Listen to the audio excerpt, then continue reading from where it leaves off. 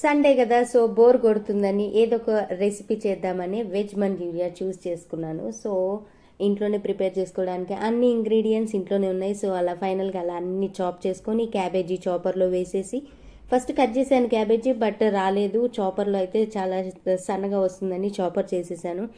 Next దాంట్లో ఏమేమి ingredients కావాలో వెల్లుల్లిపాయ, అల్లం, పచ్చిమిరపకాయలు, బీన్స్ అండ్ అన్నీ వేసేసి కలిపేసి దాంట్లో soya sauce, green chilli sauce and red chilli sauce అన్నీ మిక్స్ చేసేసి కలిపేసాను. అండ్ దీంట్లో వాటర్ కలపాల్సిన అవసరం లేదు, ఎందుకంటే క్యాబేజ్లోనే వాటర్ ఫ్లేవర్ ఉంటుంది కాబట్టి అసలు దీంట్లో కలపాల్సిన అవసరం లేదు. సో అన్నీ మిక్స్ చేసేసి ఇంకా అది గట్టిగా అంటే బాల్స్ లాగా రెడీ అవ్వాలి కదా. సో అందులో కార్న్ ఫ్లవర్ అయితే వేసాను. కార్న్ ఫ్లవర్ వేసి చాలా రౌండ్గా వచ్చింది, చాలా అమేజింగ్గా వచ్చింది. టేస్ట్ అయితే చాలా బాగుంది.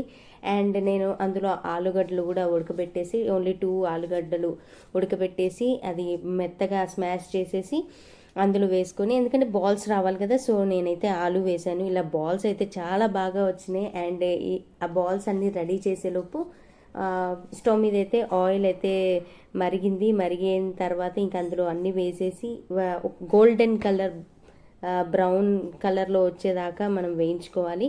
ఈలోపు ఇక్కడ వీడియో స్కిప్ అయిపోయింది.